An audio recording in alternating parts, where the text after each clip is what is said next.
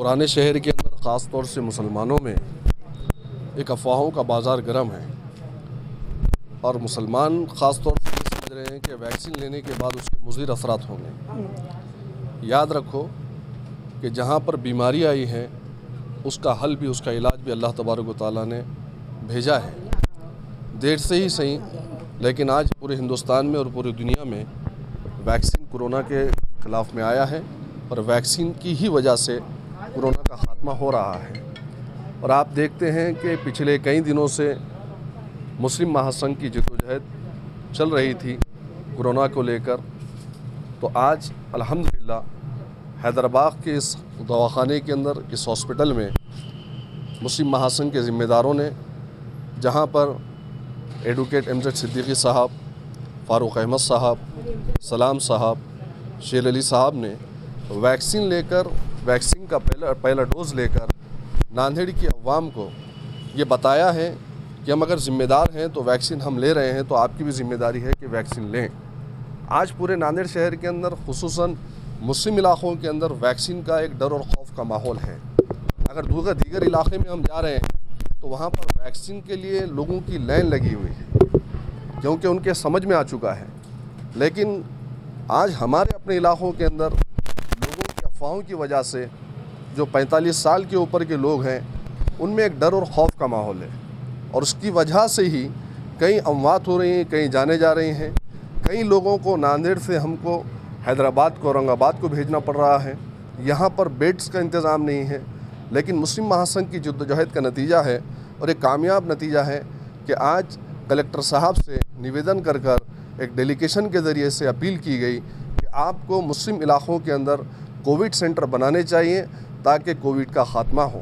तो अल्हम्दुलिल्लाह यही मुस्लिम महासंघ की जद्दोजहद का नतीजा है कि आज फातिमा गर्ल्स हाई स्कूल गाड़ेगांव, जहां पर मुसलमानों की कसीर तादाद है, उस इलाके के अंदर परमिशन दी गई है 100 बेड के हॉस्पिटल की, जहां पर तमाम तर सहूलियात रहेंगे।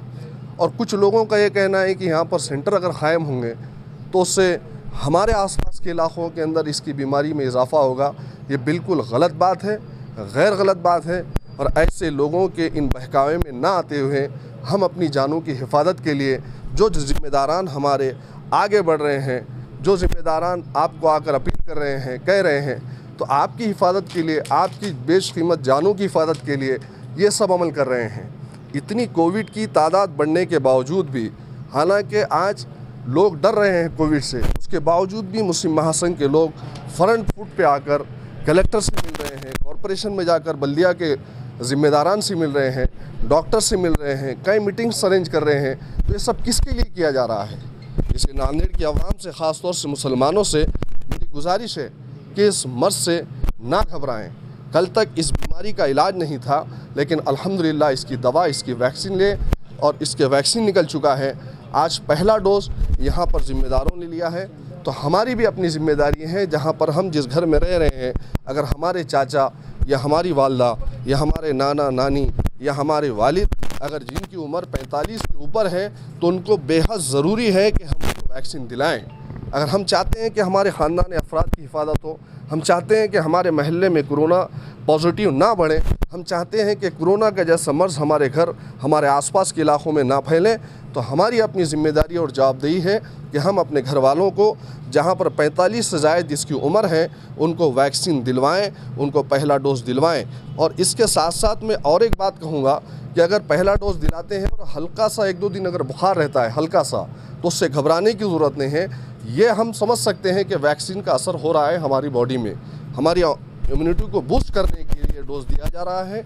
लिहाजा इस बीमारी का इलाज है, इससे भागे नहीं, इससे डरे नहीं, इससे खौफज़दा ना हो, बल्कि हम वैक्सीन लें।